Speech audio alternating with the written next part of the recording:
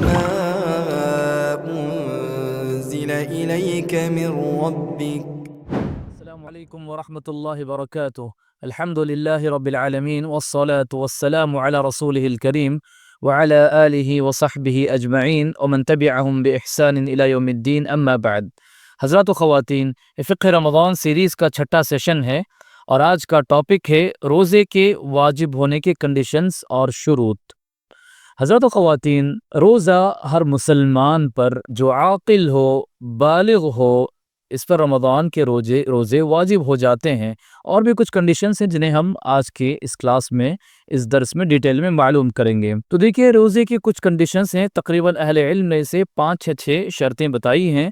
تو روزے کا سب سے پہلا کنڈیشن یہ کہ بندے کا مسلمان ہونا ہے۔ اگر کوئی بندہ مسلمان نہیں ہے اور رمضان کے روزے رکھتا ہو تو اس کے روزوں کا اللہ سبحانہ تعالیٰ کے پاس کوئی اجر و ثواب نہیں ہے۔ روزے کے لیے سب سے بنیادی شرط یہ کہ بندے کا مسلمان ہونا ضروری ہے۔ اگر کوئی غیر مسلم رمضان کے روزے رکھتا ہو تو سکتا ہے اسے بہت سارے طبی فوائد حاصل ہوں، دوسرے دنیاوی بہت سارے فوائد حاصل ہوں، اس کی صحت اچھی بن جائے، لیکن اللہ سبحانہ تعالیٰ کے پاس ایسے روزے قبول نہیں ہوتے۔ روزوں کے قبول ہونے کے لیے سب سے پہلی چیز بندے کا اسلام قبول کرنا ہے، مسلمان ہونا ہے۔ اسی طرح روزوں کی کنڈیشن میں سے دوسری شرط یہ بالغ ہونا ہے۔ اگر کوئی بچہ چھوٹا ہے اور ابھی بالغ نہیں ہوا تو ایسے بچے پر روزے فرض نہیں ہوتے۔ البتہ یہ بات اور ہے کہ بچوں کو بچپن سے جب وہ روزہ رکھنے کی طاقت رکھتے ہوں تب سے روزہ رکھنے کی عادت انہیں کروانی چاہیے، تاکہ بالغ ہونے کے بعد روزے رکھنا ان کے لیے آسان ہو، روزے رکھنا ان کے لیے مشکل نہ ہو۔ دیکھیں، صحابہ کرام رضوان اللہ علیہم اجمعین کے بارے میں آتا ہے کہ وہ اپنے چھوٹے بچوں کو بھی روزے رکھواتے تھے جو روزے رکھنے کی طاقت ان کے پاس تھی۔ حدیث آتی ربیع بنت معوذ بن عفراء رضی اللہ عنہ بیان فرماتی ہیں کہ ہم اپنے چھوٹے بچوں کو بھی روزے رکھواتے تھے اور ان کے لیے کھلونے بنا دیتے تھے۔ جب کوئی بچہ کھانے کے لیے روتا تو اسے ہم کھلونا دے دیتے یہاں تک کہ افطاری کا وقت آ جاتا۔ اس حدیث سے پتہ چلا کہ صحابہ کرام رضوان اللہ علیہم اجمعین اپنے چھوٹے بچوں کی تربیت کیا کرتے تھے تاکہ روزہ رکھنے کی ان کے اندر عادت ہو جائے، روزہ رکھنا ان کے لیے آسان ہو جائے۔ یہ بات ضرور ذہن میں رہے کہ جو بچہ روزے کی طاقت نہ رکھتا ہو ایسے بچے پر روزے واجب نہیں ہیں، نہ ایسے بچوں کو روزے رکھوانا چاہیے۔ افسوس کی بات یہ آج ہمارے معاشرے میں دیکھا جاتا ہے کہ کچھ ماں باپ شہرت کے لیے، فیمس ہونے کے لیے چھوٹے چھوٹے بچوں کو روزہ رکھواتے ہیں، پھر ان کی فوٹوز پیپر میں، میگزین میں شائع کر دیتے ہیں معصوم روزے دار کے نام سے۔ یاد رکھیں، کبھی کبھی یہ بچوں پر ظلم ہوتا ہے، بچے روزے کی طاقت نہیں رکھتے، بہت سارے پاپ معصوم اور چھوٹے بچے ہوتے ہیں، ایسے بچوں کو روزے نہ رکھوائیں۔ جو بچے روزے رکھنے کی طاقت رکھتے ہوں، میچور ہوں، ایسے بچے اگر بالغ بھی نہ ہوں تو ہم انہیں روزے کی عادت ڈلوائیں، جسے صحابہ کرام رضوان اللہ علیہم اجمعین اپنے بچوں کو روزے رکھنے کی تربیت اور عادت دلایا کرتے تھے۔ اسی طرح حضرات و خواتین، امام نووی رحمہ اللہ نے بڑی پیاری بات فرمائی۔ انہوں نے فرمایا کہ نیکیوں کی ہمیں مشق اور بچوں کو نیکیوں کی ایکسرسائز کروانی چاہیے تاکہ نیکیاں کرنا ان کے لیے آسان ہو جائے اور نیکیاں کرنا ان کے لیے مشکل نہ ہو۔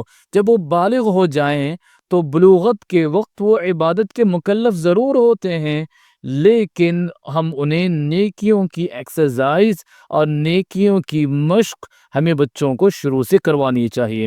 اسی طرح روزے کی کنڈیشنز میں سے ایک کنڈیشن یہ کہ انسان کا صحیح سالم اور صحیح عقل والا ہونا ہے۔ اگر کوئی پاگل ہے جس کی عقل نہیں ہے، ایسے بندے پر رمضان کے روزے نہیں ہیں۔ ہاں، جب اس کی عقل صحیح سالم ہو جائے، اس کی عقل لوٹ آ جائے، تب ایسا بندہ رمضان کے روزے رکھنے کا مکلف ہوتا ہے، کیونکہ حدیث میں اللہ کے رسول صلی اللہ علیہ وسلم نے فرمایا رفع القلم عن ثلاثة 3 لوگ ایسے جو مرفوع القلم ہیں، مطلب ہے کہ 3 لوگ ایسے جن سے شرعی مسائل یا شرعی احکام سے متعلق بعض پرس نہیں ہوگی، ان سے سوال جواب نہیں کیا جائے گا۔ ان میں سے اللہ کے رسول صلی اللہ علیہ وسلم نے فرمایا کہ پاگل ہے یہاں تک کہ اس کی عقل واپس آ جائے۔ تو پتہ چلا جو انسان پاگل ہے، جس کی عقل صحیح نہیں ہے، ایسے بندے پر رمضان کے روزے واجب نہیں ہیں۔ اب سوال یہ پیدا ہوتا ہے کہ کوئی بندہ ایسا ہے جس پر کبھی کبھی جنون طاری ہو جاتا ہے، یعنی کبھی کبھی پاگل پن کے دورے پڑتے ہیں اور کبھی وہ صحیح سالم رہتا ہے، اس کی عقل صحیح رہتی ہے، تو ایسے بندے کے روزے کا کیا حکم ہے؟ تو اس کا جواب یہ ہے، جب اس کی عقل صحیح ہو ایسے وقت میں اسے روزے رکھنا واجب اور ضروری ہے، اور جب اس پر پاگل پن کے دورے پڑتے ہوں تو ایسے وقت کے روزے اس پر واجب نہیں ہیں، نہ ایسے وقت کے روزوں کی قضا اس پر واجب ہوتی ہے۔ ہاں، جب اس کی عقل صحیح ہو جاتی ہے اور وہ اس کی عقل کے اعتبار سے ہوش میں رہتا ہو تو ایسا بندہ رمضان کے روزے رکھے اور اس کے لیے کوئی ایکسکیوز نہیں ہے۔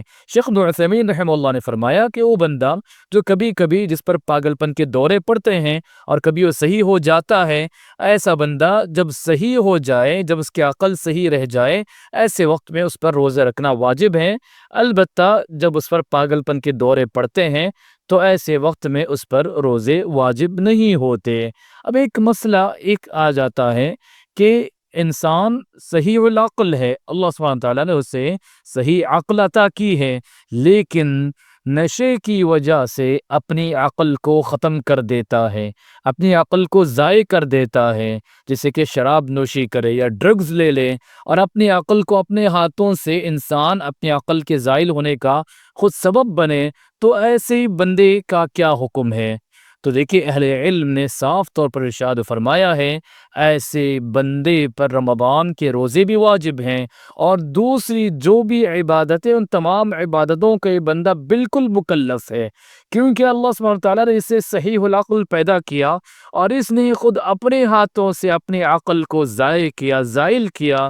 تو ایسے بندے کو اپنی عقل کو زائل کرنے کا، شراب اور ڈرگز لینے کا گناہ الگ ہے، رمضان کے روزے چھوڑنے کا گناہ الگ ہے، اور اس پر بالکل روزے معاف نہیں ہیں۔ ایسا بندہ جب اس کی عقل لوٹ آ جائے، جب ہوش میں آ جائے، تو اسے اپنے روزوں کی بالکل قضا کر لینی چاہیے۔